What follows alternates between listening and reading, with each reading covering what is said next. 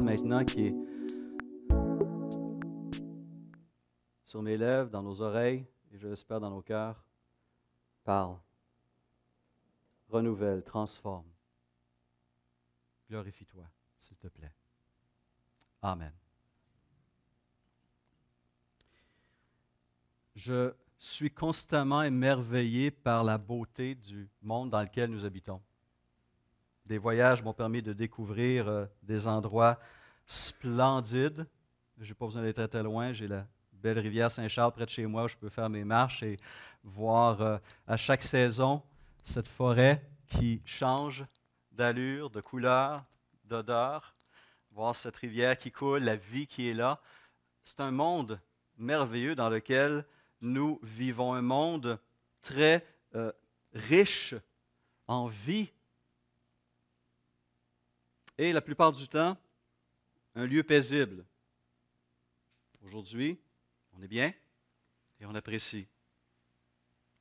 Mais chaque année apporte son lot qui vont transformer cette création. Chaque année, des forces incroyables viennent ébranler la terre. Des catastrophes naturelles, des épidémies, famines, sécheresses, inondations, tremblements de terre, éruptions volcaniques, et on pourrait en ajouter. La capacité de destruction est incroyable aussi. En faisant des recherches sur les plus grandes catastrophes naturelles recensées, j'ai trouvé cette liste de 4 catastrophes les plus grandes dans leur...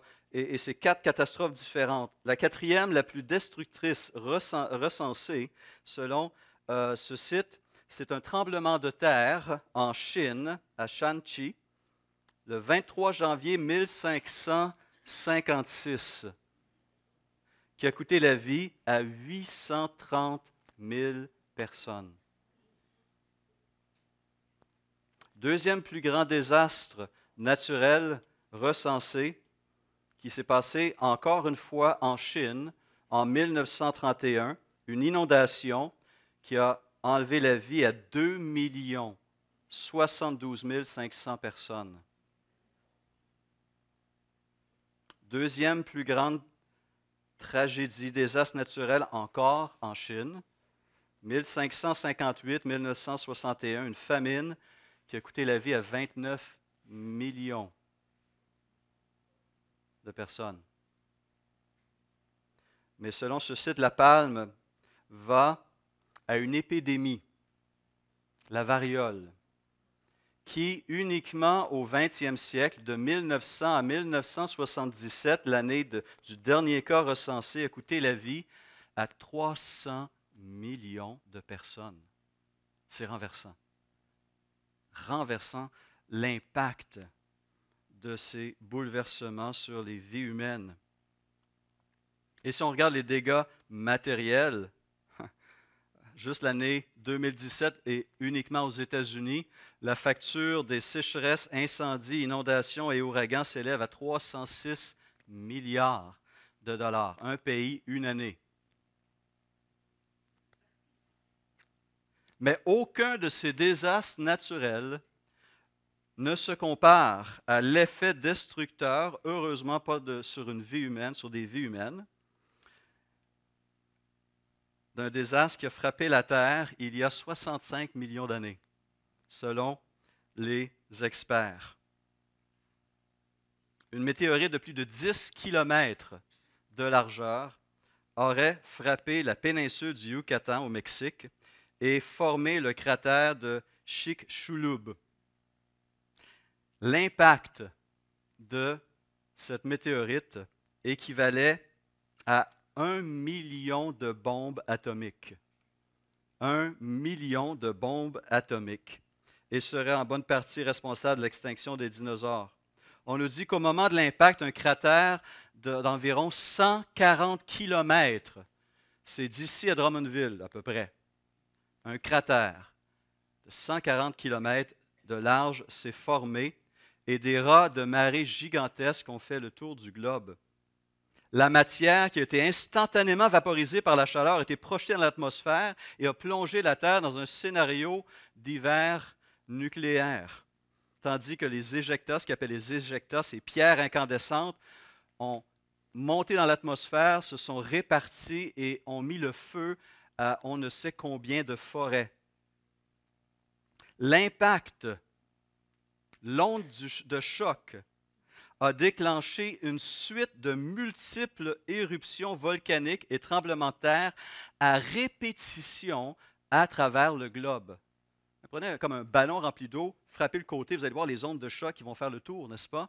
L'impact a marqué l'ensemble du globe terrestre. Une destruction aux allures apocalyptiques. Je pense qu'on ne peut pas aller plus grand que ça en effet destructeur. Mais la chute de ce météorite de 10 km sur la Terre il y a 65 millions d'années illustre jusqu'à un certain point l'effet destructeur, non seulement au niveau matériel, mais au niveau spirituel d'une autre chute, infiniment plus destructrice. La chute de l'homme dans le Jardin d'Éden, que la parole de Dieu nous présente au chapitre 3 du livre de la Genèse. La lecture et la méditation de cet ouvrage est un incontournable pour comprendre la situation de notre monde aujourd'hui, parce que l'onde de choc provoquée par la chute en Jardin d'Éden continue à se faire sentir. Romains 8, Paul dit ceci, « La création a été soumise à la vanité, non de son gré, mais à cause de celui qui l'y a soumise, avec l'espérance qu'elle aussi sera affranchie de quoi? De la servitude, de la corruption. » Une autre version dit qu'elle sera libérée des forces qui la détruisent, pour avoir part à la liberté de la gloire des enfants de Dieu. Or, nous savons que jusqu'à ce jour, la création tout entière soupire et souffre les douleurs de l'enfantement. Et ce n'est pas elle seulement, mais nous aussi, qui avons les prémices de l'Esprit, nous soupirons en nous-mêmes, en attendant l'adoption, la rédemption de notre corps. De quoi Paul parle-t-il ici? Des effets de la chute sur l'homme et sur l'ensemble de la création. Voici ce que notre déclaration de foi mentionne au niveau de la création et la chute. Il dit ceci, « Nous croyons que Dieu est créateur de tout sauf du péché, qu'il a créé l'homme à son image, mais que la désobéissance de celui-ci a entraîné la condamnation, la corruption et la mort. La création de l'être humain, l'image de Dieu, comporte la nécessité d'être en communion avec le Créateur et de le glorifier au sein de l'univers créé.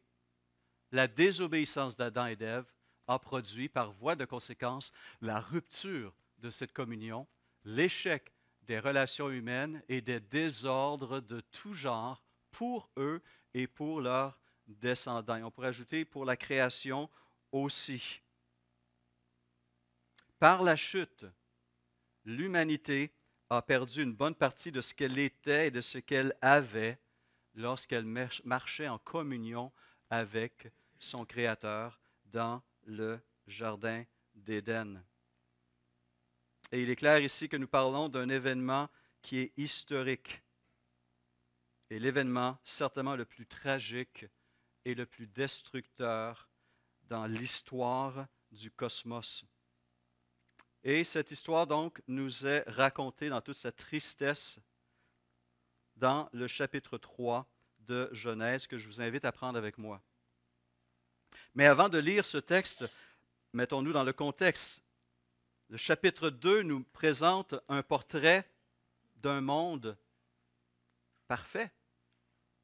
Dieu avait créé un univers qu'il avait lui-même qualifié de bon et même de très bon.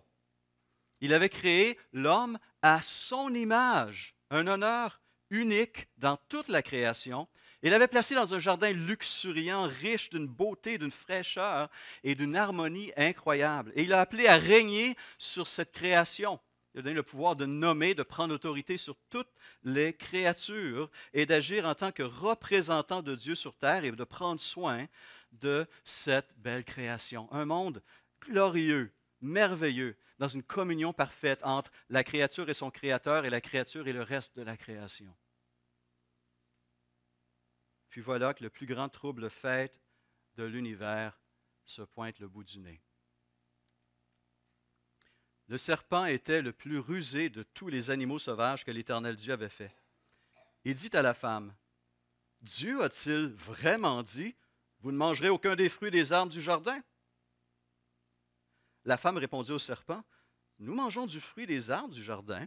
Cependant, en ce qui concerne le fruit de l'arbre qui est au milieu du jardin, Dieu a dit, « Vous n'en mangerez pas et vous n'y toucherez pas, sinon vous mourrez. » Le serpent dit alors à la femme, « Vous ne mourrez absolument pas, mais Dieu sait que le jour où vous en mangerez, vos yeux s'ouvriront et vous serez comme Dieu, vous connaîtrez le bien et le mal. »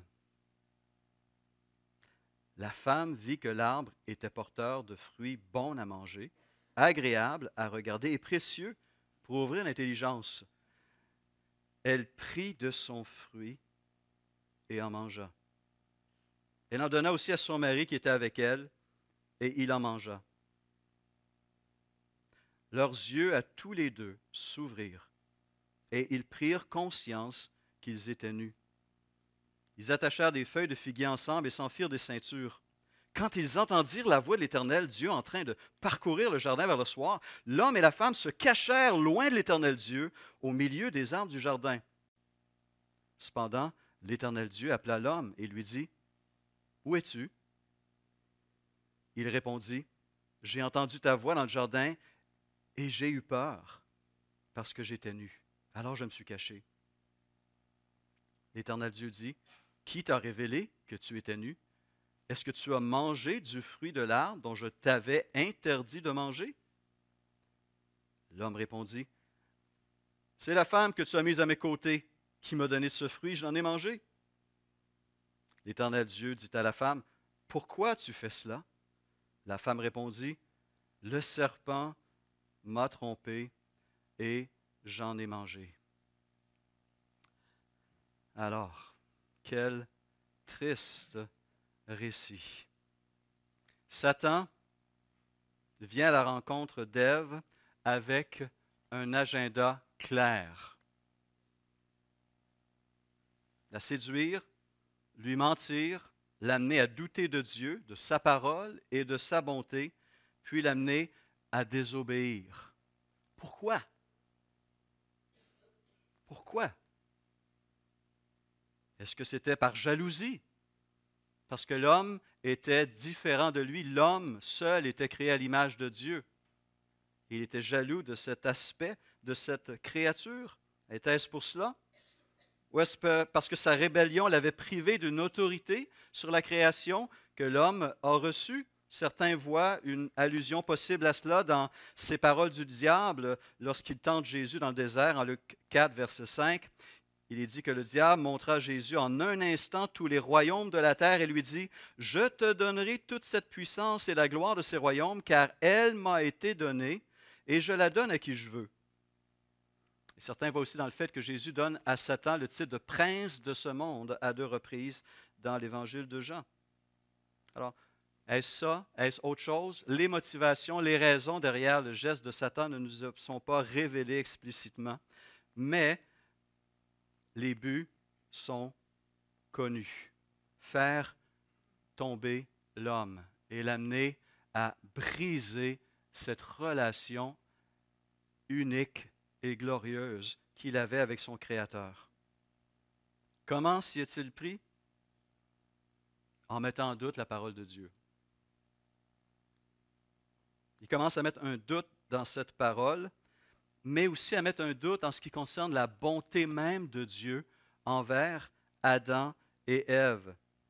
Ce meurtre traduit Genèse 3.1 avec, pour imaginer, l'intonation de Satan qui pose cette question-là. Vraiment, est-ce que Dieu vous a dit, vous ne pouvez pas manger aucun des fruits du jardin?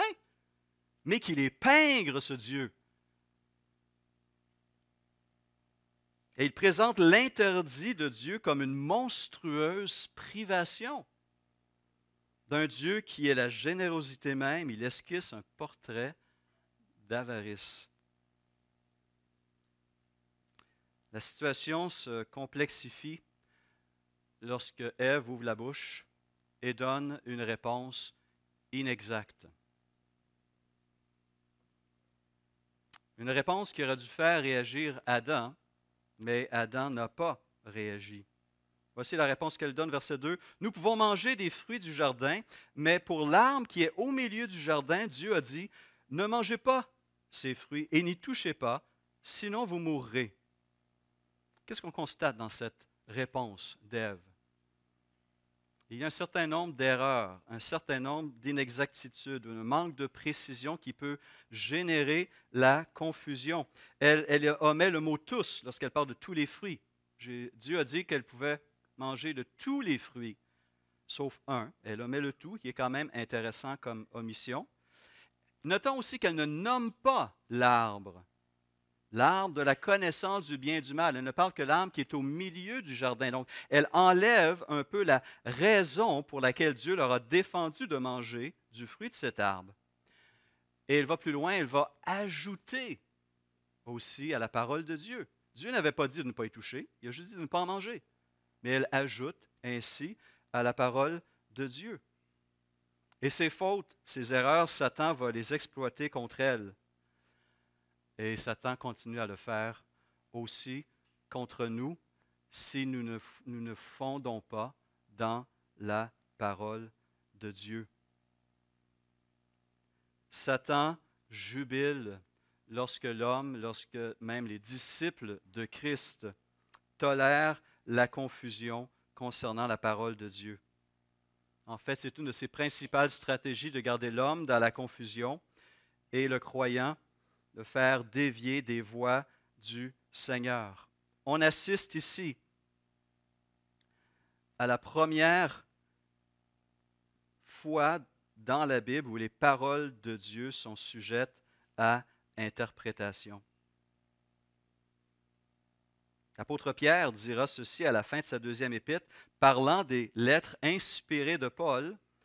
Il dit, « Il y a des points difficiles à comprendre dans les écrits de Paul et ailleurs dans la Bible aussi, on le reconnaît. Il y a des points difficiles à comprendre dont les personnes ignorantes et mal affermies tordent le sens comme celui des autres Écritures pour leur plus grande ruine. » Et Satan se réjouit d'envoyer des faux apôtres, des faux docteurs, des faux enseignants, des faux pasteurs, des faux évangélistes pour communiquer l'erreur et non la vérité, le mensonge et non la vérité. Et un peuple, un disciple qui n'est pas affermi et qui ne grandit pas dans cette parole s'expose à ses erreurs et à ses tentations à son tour. Enhardi par les réponses molles d'Ève et le silence d'Adam, Satan va aller jusqu'à traiter Dieu de menteur. La créature, dit du Créateur, traite le Créateur de menteur. Versets 3 et, versets 4 et 5. Pas du tout, répond Satan à Ève. Pas du tout, vous ne mourrez pas. Mais Dieu le sait bien, le jour où vous en mangerez, vos yeux s'ouvriront et vous serez comme des dieux. Vous pourrez savoir ce qui est bien ou mal. Qu'est-ce que Satan est en train de faire ici? Fake news. Ouais, c'est pas d'hier. Satan parvient à faire oublier à Ève et à Adam tout ce que Dieu leur a donné pour se fixer sur la seule chose qu'il leur a interdite. Incroyable. Un commentateur a dit ceci.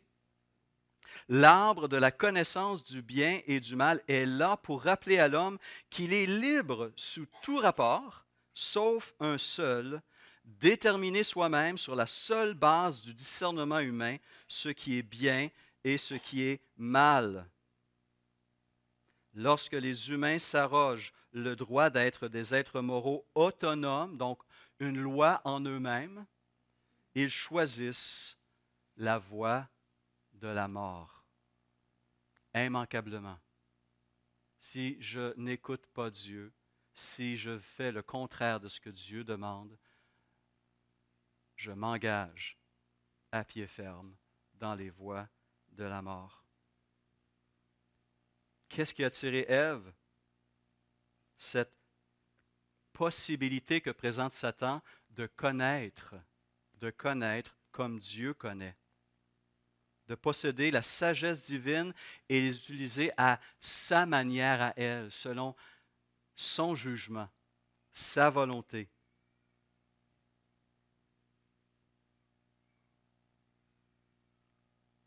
Céder à la suggestion du serpent donnerait à la femme quelque chose qui, dans son jugement, elle ne possédait pas, c'est-à-dire la sagesse, et dans cela, nous trouvons l'essence de la convoitise. J'ai besoin de quelque chose que je n'ai pas pour être heureux. C'était faux, mais c'est le mensonge qu'elle a cru. Ce désir de connaître comme Dieu, ce désir de savoir des choses qui sont possiblement cachées pour l'homme, a amené l'homme à explorer toutes sortes de voies tortueuses, souillées, corrompues, pour essayer de maîtriser la connaissance, le présent et l'avenir. Mais toutes ces choses, toute cette recherche d'une connaissance spirituelle en dehors de Dieu ne mène qu'au mensonge, à l'erreur et à la mort. Et on comprend lorsque Israël est sur le point d'entrer dans la terre promise. Moïse dit ces derniers mots à cette nouvelle génération née dans le désert qui va prendre possession du pays. Et il leur donne cet avertissement au nom de l'Éternel. Lorsque tu seras entré dans le pays que l'Éternel, ton Dieu, te donne, tu n'apprendras point à imiter les abominations de ces nations-là. Qu'on ne trouve chez toi personne qui fasse passer son fils ou sa fille par le feu, personne qui exerce le métier de devin, d'astrologue, d'augure, de magicien, d'enchanteur, personne qui consulte ceux qui évoquent les esprits ou disent la bonne aventure, personne qui interroge les morts, car quiconque fait ces choses est en abomination à l'Éternel.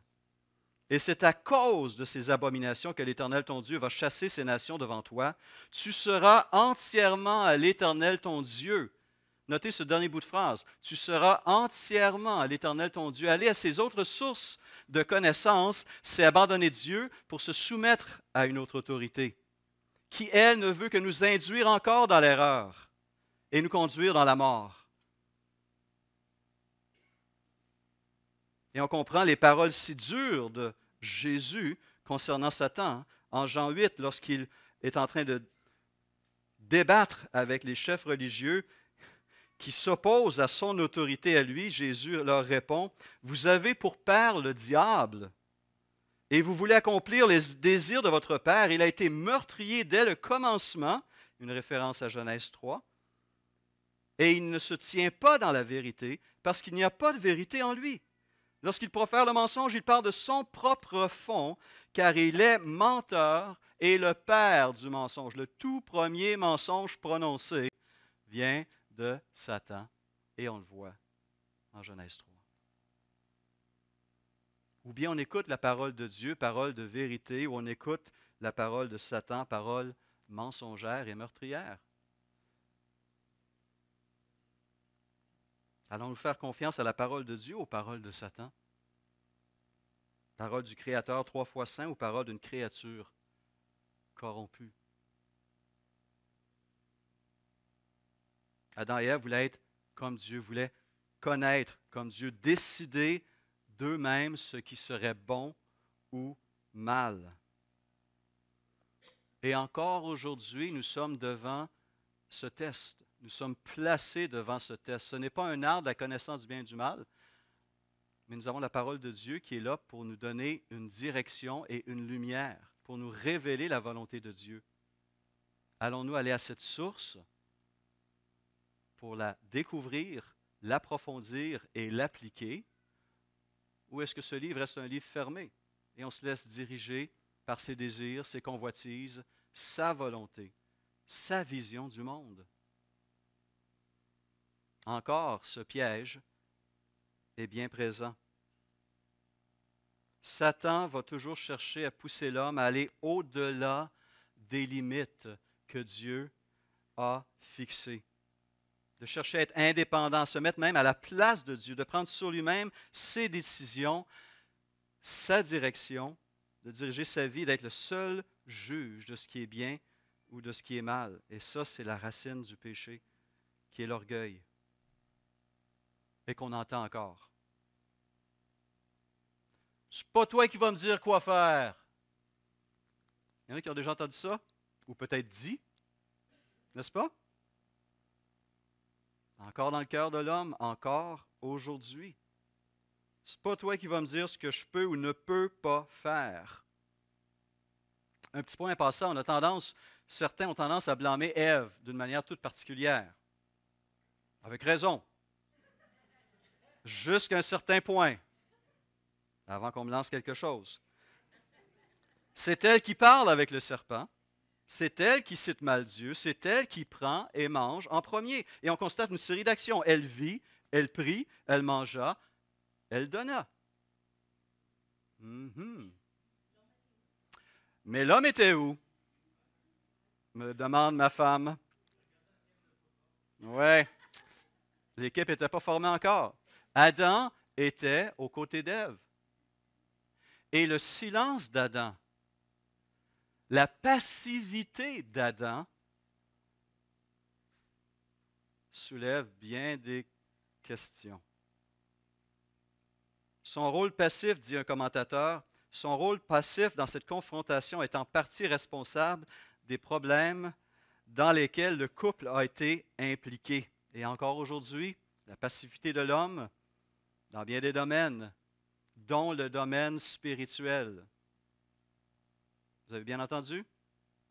La passivité de l'homme, et même de l'homme chrétien dans les choses spirituelles, dans son rôle de mari, de père, de membre d'Église, a un impact, a des conséquences. Et Paul ne se gênera pas de blâmer l'homme. C'est par un seul homme, écrit-il en Romains 5,12. Par un seul homme, le péché est entré dans le monde.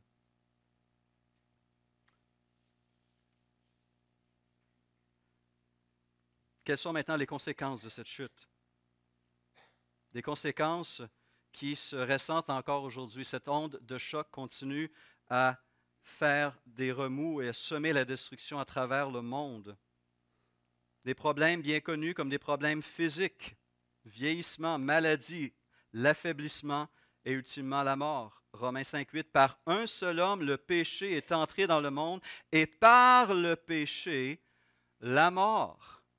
Paul dira en 2 Corinthiens 4,16 que notre homme extérieur se détruit de jour en jour. L'effet du péché commence dès la conception. Avec la vie se trouve la mort. Il y a ce que les experts appellent des problèmes noétiques. Qu'est-ce que c'est ça? Des problèmes justement liés à ce que Adam et Ève cherchaient le plus, la connaissance. Le péché est venu corrompre leur capacité de réfléchir et de raisonner et d'identifier ce qui est réellement bon et réellement mauvais.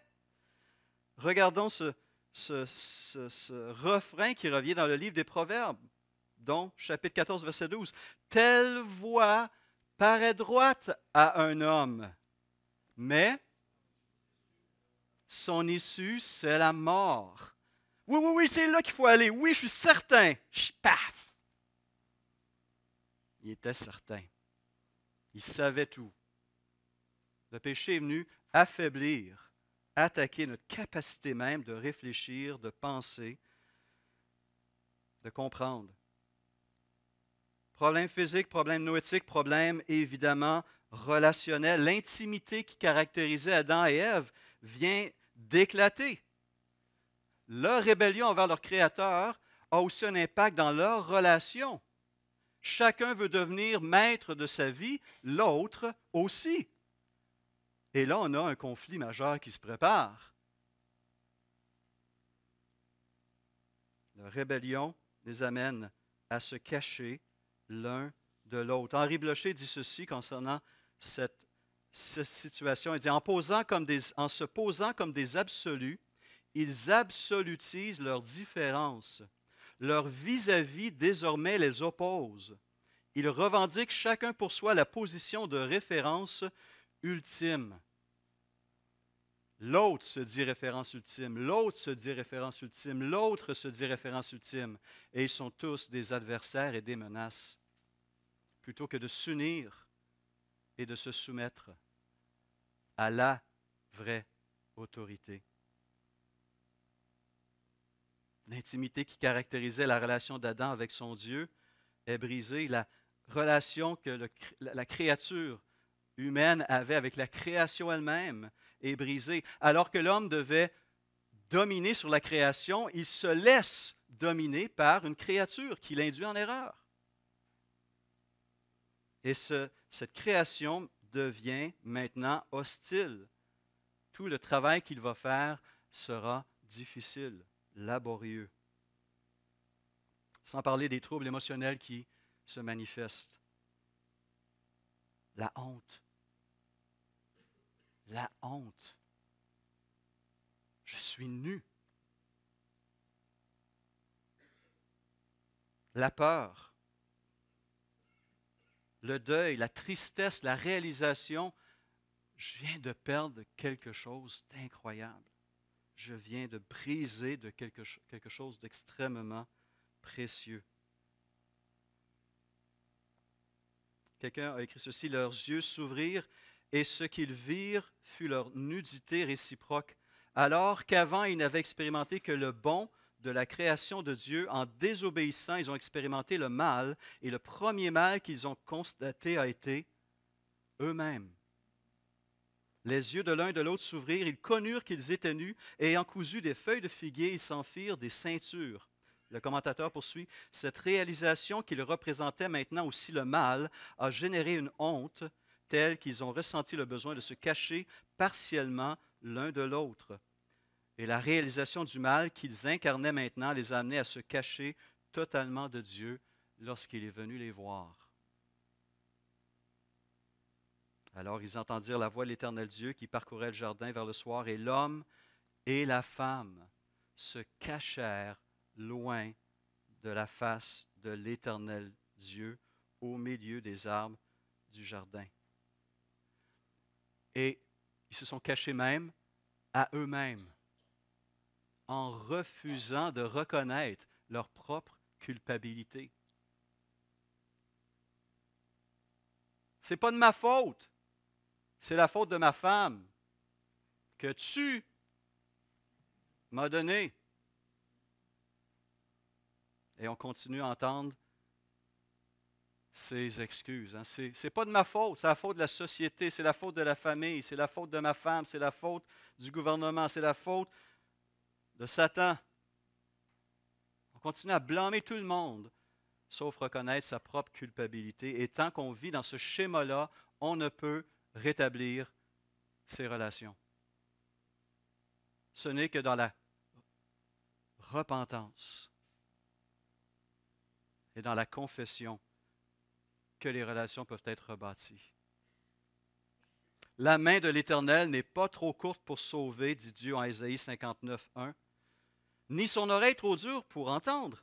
Mais ce sont vos crimes qui mettent une séparation entre vous et votre Dieu. Ce sont vos péchés qui vous cachent sa face et l'empêchent de vous écouter, car vos mains sont souillées de sang et vos doigts de crime. Vos lèvres professent non la vérité, non la connaissance. Vos lèvres professent le mensonge et votre langue fait entendre l'iniquité. Nul ne se plaint avec justice. Nul ne plaide avec droiture, ils s'appuient sur des choses vaines et disent des faussetés, ils conçoivent le mal et enfantent le crime. Le plus grand des désastres naturels et surnaturels a eu lieu dans ce jardin avec nos premiers parents. Et de cela est venue la mort, tant spirituelle, physique qu'éternelle. Et il faut préciser que la mort n'est pas la cessation de l'existence. Adam et Ève ont continué à vivre. mais pour reprendre le terme que j'aime beaucoup, un terme riche d'Henri Blocher, c'est une existence diminuée, appauvrie. Et la mort, essentiellement, est cette notion d'éloignement. La mort spirituelle me sépare de Dieu, la mort physique me sépare de mon corps, la mort éternelle me sépare éternellement du Dieu trois fois saint.